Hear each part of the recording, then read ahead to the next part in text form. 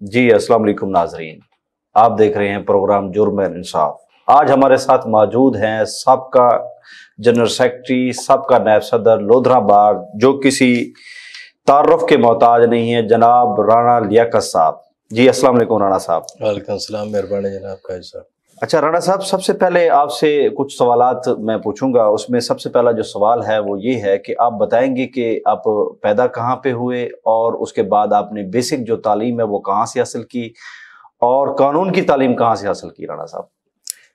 قائد صاحب، ہوا یہ کہ پارٹیشن کے بعد ہم رقبہ میں الاٹ ہوا لودھرا سے کوئی 12 کلومیٹر پہلے ملتان روڈ پہ ہے جلال آباد۔ تو پیدائش میری جلال آباد کی ہوئی۔ جلال آباد گاؤں میں چونکہ پیدا ہوئے، بڑے بھائی پڑھ رہے تھے، والد صاحب کو پڑھانے کا بڑا شوق تھا، ذمہ دارہ کرتے تھے، تو وہ پڑھانے کے لیے، بچوں کو تعلیم دلوانے کے لیے ہمیں لودھرا لے گئے، اور پھر ابتدائی تعلیم میں نے لودھرا سے حاصل کی۔ اس طرح لودھرا سے میری تعلیم کا آغاز ہوا۔ میٹرک میں نے لودھرا سے پاس کیا، اچھی پوزیشن میں کیا۔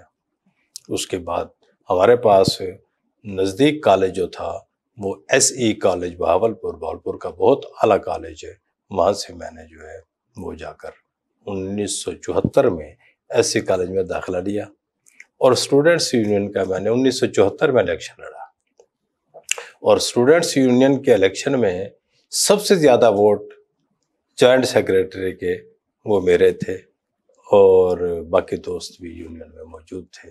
تو اس طرح 1974 سے میں نے سیاست کا آغاز بھی 1974 سے کیا۔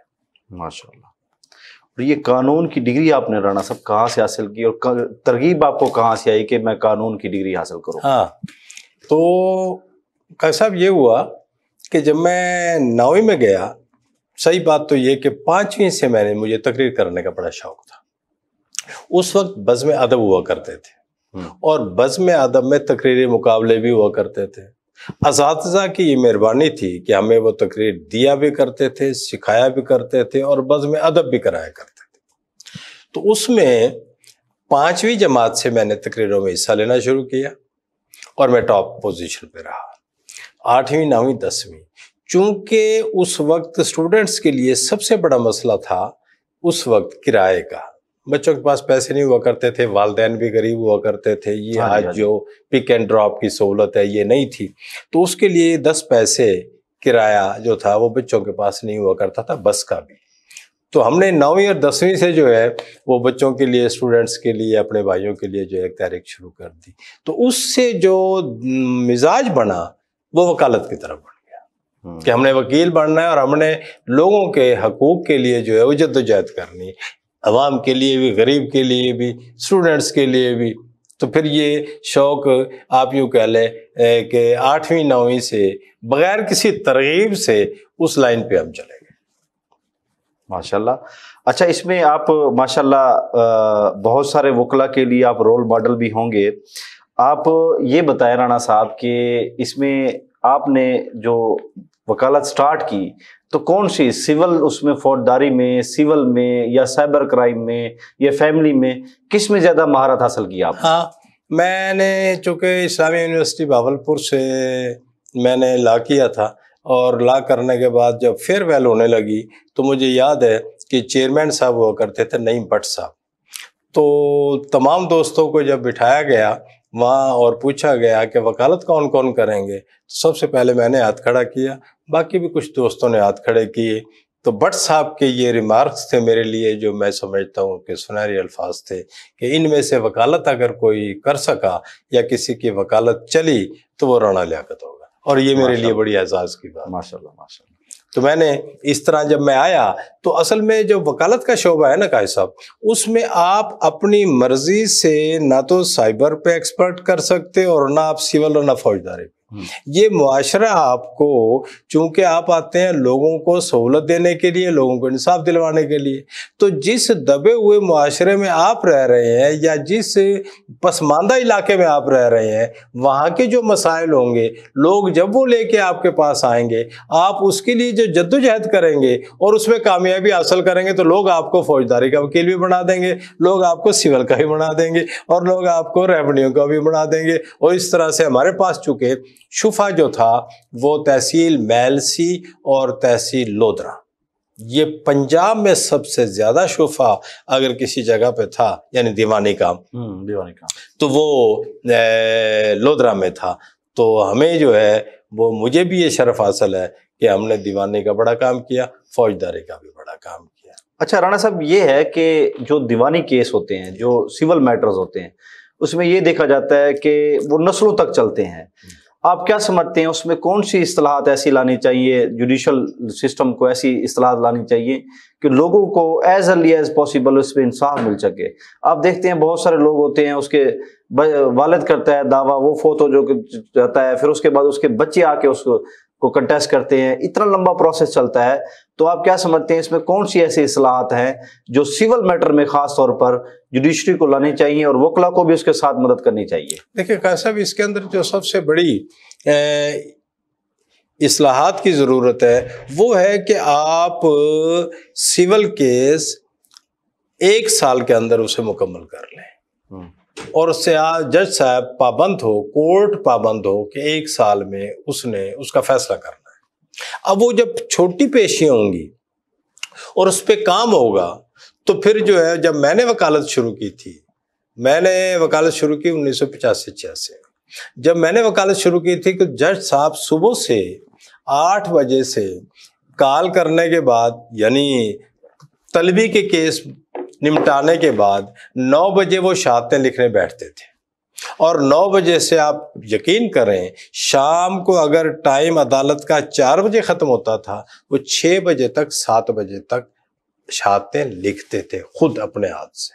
اور ملتان شاہد ہے اس بات کی کہ ملتان میں مرڈر ٹرائل جو ہے وہ رات تک ہوتا تھا اور وکلا تعاون کرتے تھے۔ میں یہ سمجھتا ہوں کہ اب بھی وکلا کے لیے بھی، عدالت کے لیے بھی، اور عدالتوں پہ اس بات کی بائنڈنگ ہو کہ کسی بھی سول کورٹ کو کسی بھی سول کیس کے لیے وہ کتنے عرصے میں اس نے نمٹانا ہے، وکلا کو تعاون کرنا چاہیے، اور اس کے اندر جو ہے وہ فوری طور پہ لوگوں کو۔ ایک اور سوال بھی اس میں کیا جاتا ہے کہ ہمارے ججوں کی تعداد جو ہے وہ بہت کم ہے، برڈن زیادہ ہے اور ججوں کی تعداد کم ہے، اس کے لیے آپ کیا کہنا چاہیں گے؟ اس میں کوئی شک نہیں کہ ہر عدالت میں کاز لسٹ جو ہے وہ 150 کی اور 250 کی ہوتی ہے۔ جج صاحبان اگر کام کرنا بھی چاہیں تو وہ نہیں ہو سکتا۔ آپ باہر جائیں دوسرے ممالک میں تو پھر آپ دیکھیں گے کہ وہاں بڑا کم جو ہے وہ ججز پہ بوجھ ہے اس نوعیت کا، لیکن ہمارے ہاں جو ہے وہ کاز لسٹ 150 کی 200 کی ہے۔ ججز کی تعداد واقعی کم ہے، اور ججز کی تعداد کو بڑھایا جائے تاکہ جو ہے وہ بہتر انداز کے اندر سہولت سے کام کر سکے۔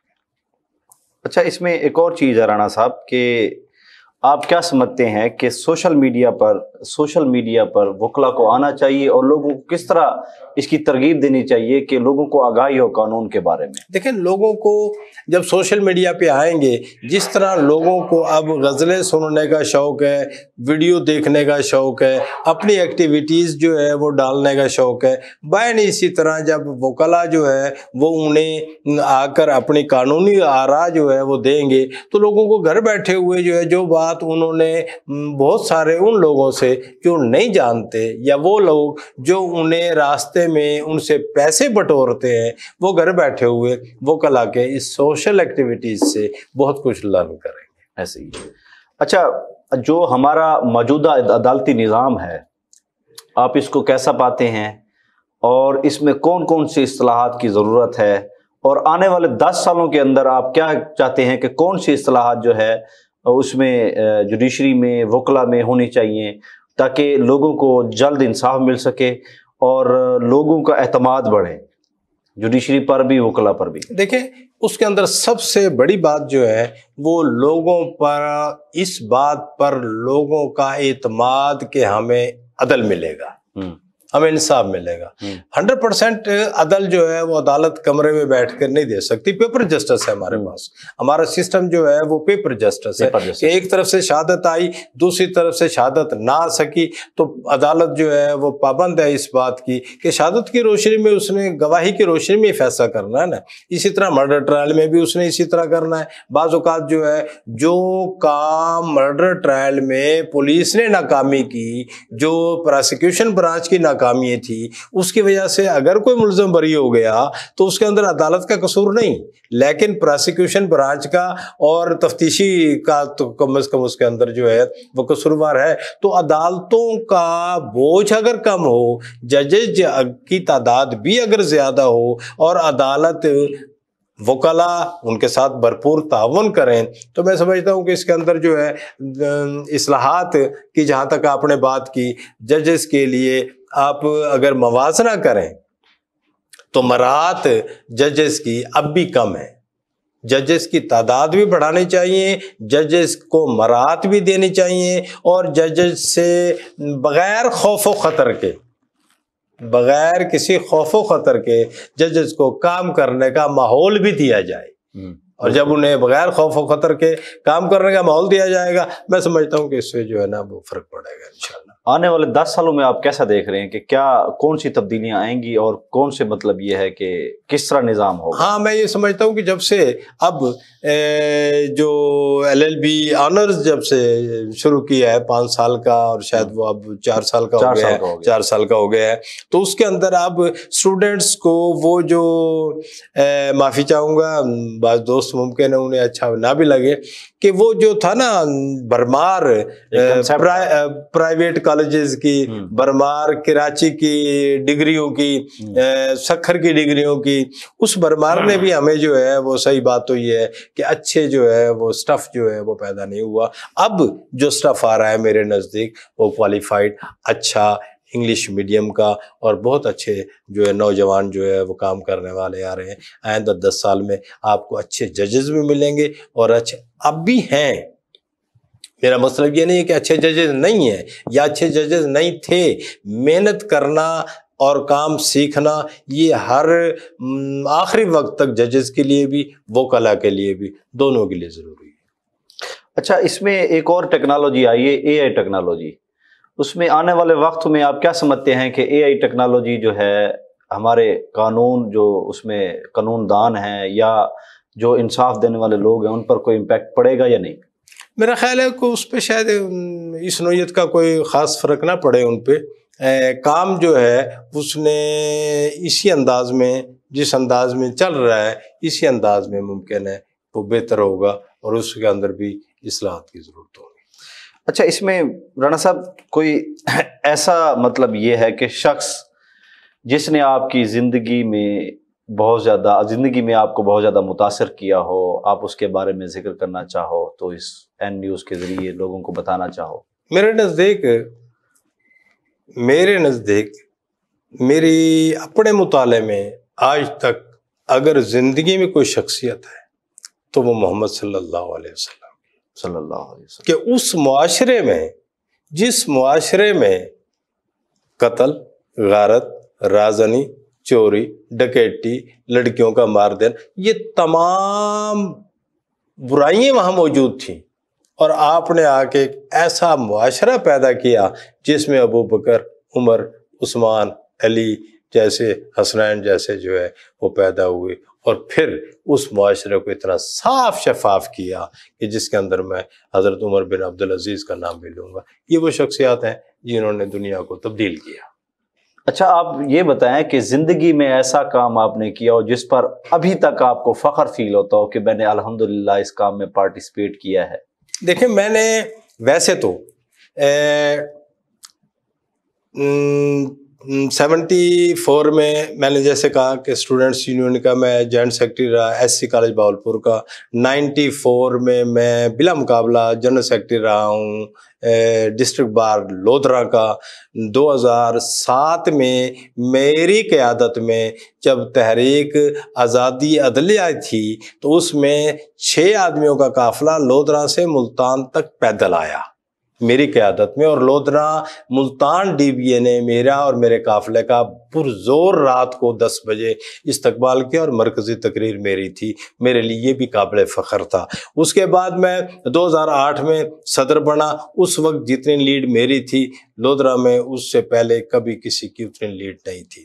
2017 کے بعد یہ ہوا کہ ہمارے ہاں جب کچہری یہاں سے وہاں چلی گئی، تبدیل ہو گئی ڈسٹرکٹ ملتان کچہری، تو اس کے لیے میں بھی یہاں 17 دن تک اپنے بستر سمیت اور یہاں جو ہے وہ ٹھنڈ میں اسی آسمان تلے پڑے رہے، اس ایجیٹیشن میں، اس تحریک میں، واپسی تحریک میں، یہ بھی اس میں شامل تھا۔ لیکن ان تمام کے ساتھ ساتھ میرے لیے جو اعزاز اور فخر اور اللہ کے نزدیک جو میرا سب سے اعلیٰ ترین، مجھے جو میں سمجھتا ہوں کہ میری بخشش کا بھی ذریعہ ہوگا، وہ ہوگا 1974 کی تحریک ختم نبوت میں نے جیل کاٹی۔ ماشاءاللہ رانا صاحب، وہ کیسے، وہ آپ ناظرین کو بتانا چاہیں گے کہ کس طرح مطلب آپ جیل میں گئے اور کیا ادھر حالات تھے، کیا معاملات تھے، پھر کب باہر آئے آپ؟ ماشاءاللہ سر جیل 74 کیا میری عمر دیکھ لیں، اور میں وہاں کے اسٹوڈنٹس یونین کا جوائنٹ سیکرٹری تھا۔ 74 میں تحریک چلی ختم نبوت کی کہ جو لوگ نبی صلی اللہ علیہ وسلم کو آخری نبی تسلیم نہیں کرتے، اور وہ کسی اور طریقے سے، کسی بھی طریقے سے، کسی بھی فرقے سے ہوں، وہ نبی صلی اللہ علیہ وسلم کے علاوہ کسی دیگر شخص کو، غلام احمد قادیانی کو کسی بھی شکل میں وہ نبی مانتے ہیں، تو انہیں غیر مسلم اقلیت قرار دیا جائے۔ پورے پاکستان میں آج تک میں نے اس سے بڑی تحریک نہیں دیکھی۔ اس تحریک کی پوزیشن قاضی صاحب یہ تھی کہ اس تحریک میں آپ کو سٹرائک کی جب کال دے دی تو پورے پاکستان میں سائیکل بھی باہر نہیں ہوتی تھی، ریڑھی بھی باہر نہیں تھی، اور یہ بیل گاڑی بھی نہیں تھی۔ یعنی سٹرائک کا مطلب سٹرائک تھا، اور پہیا جام سٹرائک کا لفظ اس وقت ایجاد ہوا۔ اس پہیا جام سے آپ نے پورے پاکستان میں جو ہے وہ سوائے پیدل لوگ جو ہے وہ باہر نکلا کرتے تھے، کوئی سائیکل ہی اس وقت سب سے بڑی سواری تھی، ایون کہ ریل کے ڈرائیوروں نے ریل گاڑی چلانا بند کر دی، ہاں، اور انہوں نے چھٹی کر لی کہ نہیں ہم آج تحریک کے ساتھ ہوں گے۔ جب یہ صورتحال آئی، بسیں، کاریں، گاڑیاں تو دوسری نجی پرائیویٹ سروس تو اپنی جگہ پہ، ریل کی مجھے یاد ہے کہ ریل کے ڈرائیوروں نے بھی اس وقت گاڑیاں چلانے بند کر دی۔ تو میں نے لودھرا میں انجمن جان نثاران ختم نبوت کی بنیاد رکھی، اور اس انجمن جان نثاران ختم نبوت میں جو میں نے اس وقت کام کیا وہ کہ ہم نے پورے پاکستان میں واحد لودھرا تھا کہ جس نے کفن پوش جلوس نکالا، اور ایس ایس پی ملتان اس وقت کفن پوش جلوس دیکھنے کے لیے آیا، اور آگے ایس ایس پی اور پیچھے اس کا پروٹوکول، اور درمیان میں ہم کفن پوش جو تھے وہ 200 تقریباً آدمی تھے، نوجوان تھے، میں بھی تھا ان بچوں میں، باقی نوجوان تھے اس میں سے، اور میری قیادت میں وہ جلوس نکلا۔ جب وہ ختم ہوا اس کے بعد تحریک نے کال دی سوشل بائیکاٹ کی۔ جب ہم نے سوشل بائیکاٹ کے لیے کام کرنا شروع کیا تو پولیس نے ہمیں جو ہے وہ 16 MPO میں گرفتار کیا، اور پھر ہمیں وہ بہاولپور جو ہے وہ شفٹ کر دیا گیا، اور میرا خیال ہے کہ 12، 15، 18 دن غالباً جو ہے وہ اس وقت تک جب تک اسمبلی نے، پارلیمنٹ نے انہیں غیر مسلم اقلیت قرار نہیں دے دیا، آئین میں ترمیم نہیں کر دی، اس وقت تک ہمیں رہا نہیں کیا۔ ماشاءاللہ ماشاءاللہ رانا صاحب، بہت ہی پیاری بات بتائی ہے رانا صاحب نے اپنی زندگی کی، اور ویسے بھی اس طرح کی باتوں پر ہر انسان کو فخر ہوتا ہے۔ مجھے بھی فخر فیل ہو رہا ہے کہ ماشاءاللہ آپ نے ایک بہت اچھی تحریک میں حصہ لیا، اور اس چیز کو ناظرین کو بتایا، تمام ناظرین کو بتایا کہ 1974 کے اندر جو تحریک چلی تھی ختم نبوت کی، اس میں ہمارے جو پاکستان کے عوام تھے انہوں نے کیا رد عمل دیا، اور رانا صاحب نے اس میں ماشاءاللہ کون کون سی جدوجہد کی، اس میں کس طرح جیل گئے، کس طرح انہوں نے مطلب یہ ہے کہ تحریک میں حصہ لیا۔ اچھا رانا صاحب، ایک اور چیز ہے اس میں کہ آج کل نوجوان وکلا آ رہے ہیں نئے، جی تو آتے وقت ان کو پہلے 5 4 10 سالوں میں بڑی مشکلات ہوتی ہیں.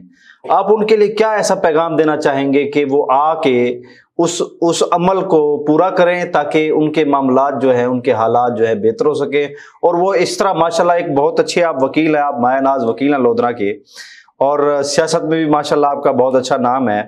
آپ نے جو بتایا کہ ختم نبوت میں بھی آپ نے ماشاءاللہ جو ہے اپنا حصہ ڈالا. اب اس میں یہ ہے کہ آپ ان کو کیا پیغام دینا چاہیں گے کہ نوجوان وکلا آ کے وہ کون کون سی چیزیں ان کو اڈاپٹ کرنی چاہیے تاکہ وہ ایک کامیاب ہے اور آپ کی طرح ایک اچھے وکیل بن سکے؟ صاحب اس میں بنیادی عنصر ہے آپ کی وابستگی، آپ کی کمٹمنٹ. میں پہلے دن سے ہی جب میں اپرینٹس شپ میں تھا، آپ یقین کریں کہ اپرینٹس شپ کے بعد اپرینٹس شپ کے دوران 6 مہینے میں نے اپرینٹس شپ کی. 6 مہینے کے دوران میرے پاس کیسز کی تعداد تھی، اور میرا سر اللہ غری کے رحمت کرے عزیز احمد امبالوی صاحب، وہ بہت متاثر تھے کہ آپ کے پاس ابھی سے کہ کیسز آنا شروع ہو گئے. اس کی وجہ میرا لوگوں کے ساتھ رابطہ تعلق واسطہ تھا، اور میں کاؤنسلر تھا میونسپل کمیٹی کا. اب آپ کو سوشل ایکٹیویٹیز جو ہے وہ لوگوں کے ساتھ رابطہ تعلق واسطہ آپ کو رکھنا پڑے گا تھانے جانے کے بجائے. آپ تھانے جانے کے بجائے لوگوں کے دکھ سکھ میں شامل ہوں، لوگوں سے سوشل تعلقات رکھیں، لوگوں کے ساتھ تعلق واسطہ رکھیں، اور پھر جب آپ وکیل بن جائیں تو پھر وکیل بننے کے بعد آپ اچھے استاد کا چناؤ کریں.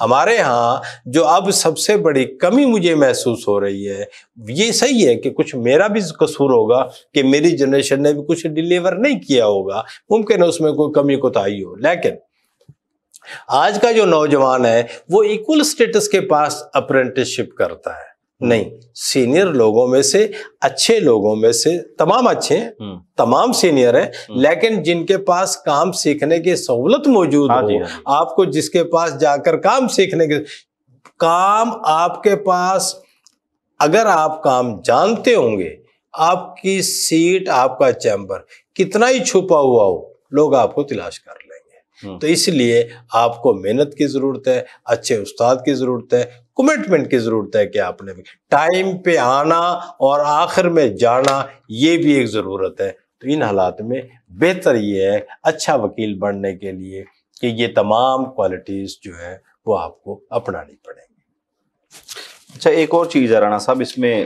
کہ ایک سوال ہے کہ اگر قانون سازی میں آپ کو حصہ بنایا جائے، آپ کو اندر بٹھایا جائے، آپ ایسا کون سا قانون ہے جو اپنے ہاتھوں سے آپ بنانا چاہیں؟ ہاں، میرے نزدیک جو ہے وہ سب سے زیادہ اس وقت جو ضرورت ہے وہ ہے کہ بھائی بہنوں کو اور رشتہ دار اپنی بیٹیوں کو حصہ وراثت نہیں دیتے.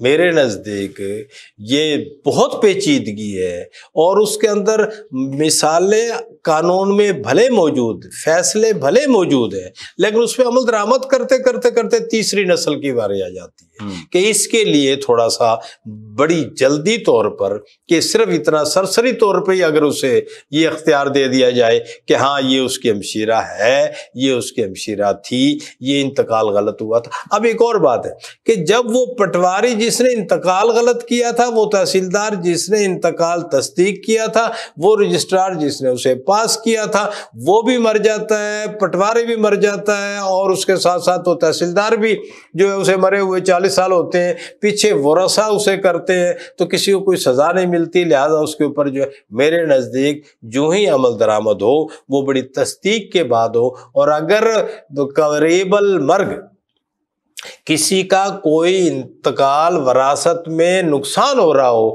تو تحصیلدار پابند ہو اس بات کا کہ وہ علل اعلان لوگوں کو اکٹھا کرے اور بتائے کہ میں یہ تصدیق کر رہا ہوں. یہاں انتقال تصدیق چھپ کے کرتے ہیں، اور اس کی وجہ سے جو ہے وہ لوگوں کو پتہ نہیں ہوتا. مرے ہوئے لوگوں کا بھی ہو جاتا ہے، قریب المرگ کا بھی ہو جاتا ہے، اور جب مر جاتے ہیں تو اس وقت بھی فوری طور پہ وارث جو بیٹے ہیں وہ انتقال تصدیق کروا لیتے ہیں اور بیٹی محروم ہو جاتی ہے. اس میں تبدیلی کی ضرورت ہے.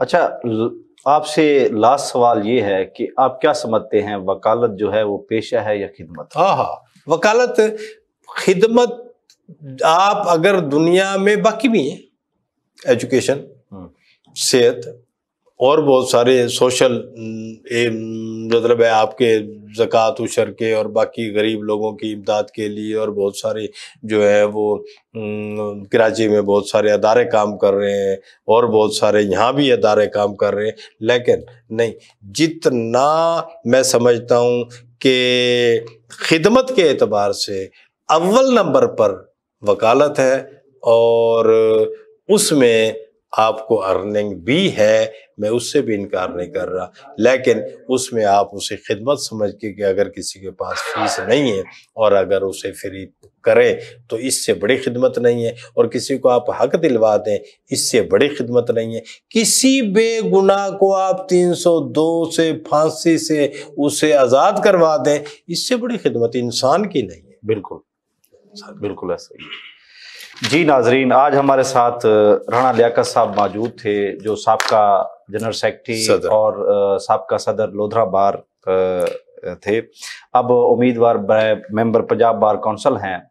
उन्होंने माशाल्लाह बहुत ही प्यारे अंदाज से अपनी तमाम हिस्ट्री बताई कि कहाँ से तालीम उन्होंने हासिल की और किस तरह स्टूडेंट लाइफ में ही पॉलिटिक्स में हिस्सा लिया। ख़त्म नबूवत का जो तहरीक चली उन्होंने उस तरह उसमें कैसे हिस्सा लिया, और नौजवान वकला के लिए बहुत सारे अच्छे पैगाम दिए। अदालती इस्तिलाहात के लिए कौन कौन सी चीज़ें ज़रूरत है वो भी माशाल्लाह उन्होंने बताई। इंशाल्लाह आइंदा मिलेंगे दूसरे प्रोग्राम के साथ। वस्सलाम।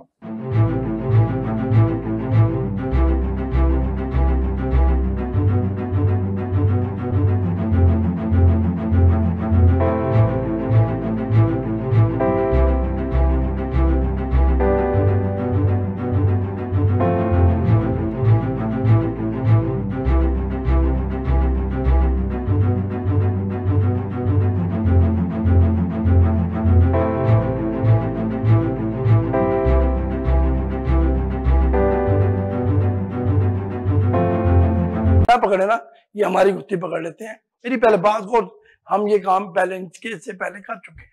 जंजवा साहब को सारा पता है कि शेख अपनी पार्टी में रहा तो दिलेरी से रहा और दिलेरी से खड़ा है।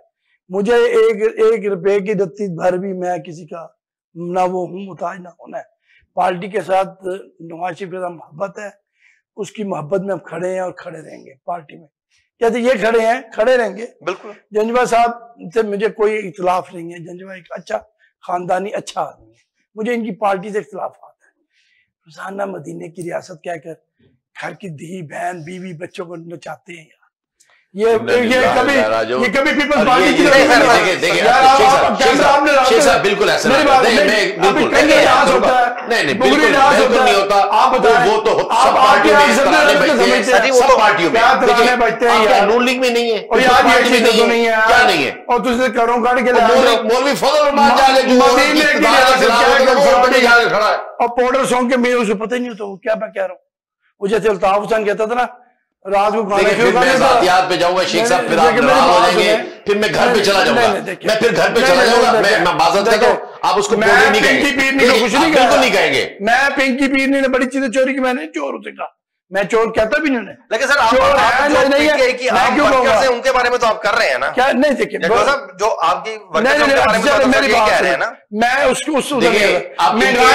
इनकी सोच देखें, जो जिसको देखे मेरी बात सुने, जिसमें ये तकरीर करते थे मैं फांसी लटका दूंगा, उसका पेट फाड़ के उसे निकालूंगा, उसके साथ बैठिए। देखो मेरी बात सुन, ये सियासत का एक हिस्सा होता है। सियासत इन पे बात आए तो सियासत पे हिस्सा होता है, हम पे बात आए तो हम यू टर्न लेते हैं। अंदाजा लगाएं। कल तक ये कहता था कि शेख रशीद तेरे जैसे के साथ बैठने वाला, शीदे टल्ली के साथ मैं चपरासी, मैं रिजाइन कर दूंगा। ये बात आपकी उसमें है। इस बात पे उस बात पे परवेज इलाही को क्या कहता है?